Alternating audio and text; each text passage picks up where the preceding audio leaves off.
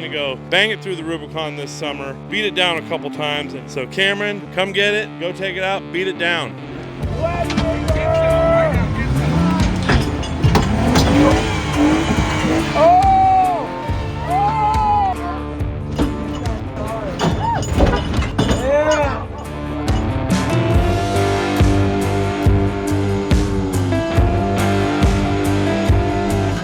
So this is a very unique test drive. This is a JT Gladiator, and we just kind of blew this one in and out.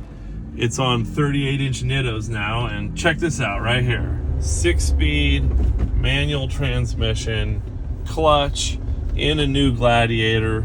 Really cool. This is a Rubicon. We just put it on 38s. First gear, second gear. Oh shit, car's coming. Third gear.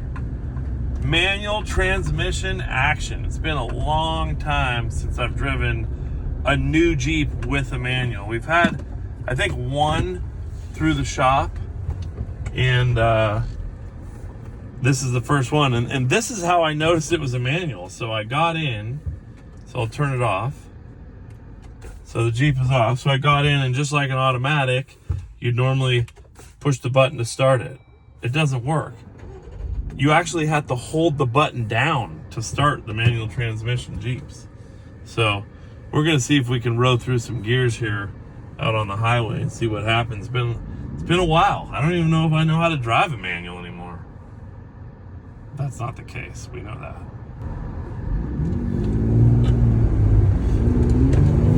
First, second, woo, grab second pretty heavy. Third, shift's pretty good. It's in a nice spot for your hand.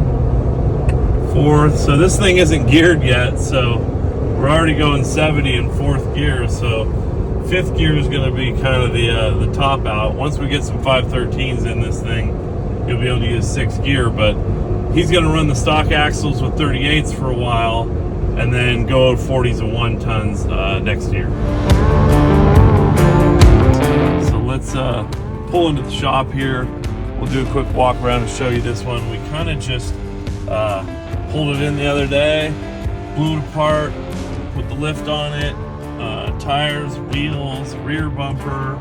Look, you even gotta pull the lever up and over towards you to get reverse. Okay. Let's check this thing out and see where we're at.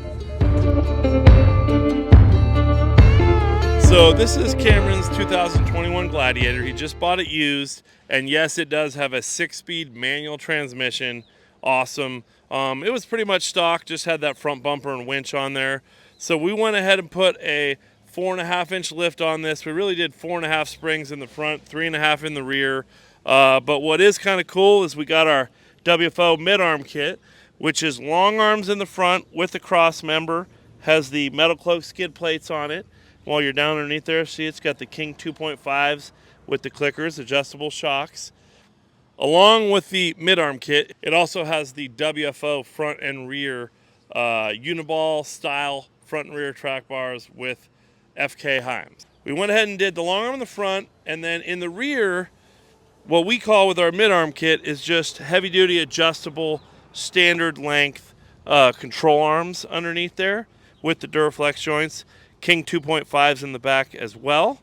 And then if you look at the tire and wheel package on this bad boy, those are 38-inch nittos on beadlocks. He got those from a buddy, so they're not brand new. This is a quick and fast budget build. Other things that we did of ours on this Jeep, we did our heavy-duty track bar brace, and we have not geared and done anything with the axles or tie rods yet on this because he's going to go bang it through the Rubicon this summer, beat it down a couple times, and he will be getting 1 tons over the winter. Once again, super unique Jeep because of that 6-speed manual transmission and because of that extra pedal down there on the floor. Look at that. These young kids don't even know what that extra pedal is. To top it off, on the back, we went with the smoked Oracle taillights. And then, of course, our JT WFO bumper that has built-in rigid lights, factory trailer hitch plug-in, factory receiver, tow points, and it wraps all the way around the corner to protect the corner of the Gladiator with the steps. So our back bumpers are by far my favorite bumper for the JTs. So Cameron, come get it, go take it out, beat it down. It'll never look the same again. I think it's going tomorrow to the Rubicon.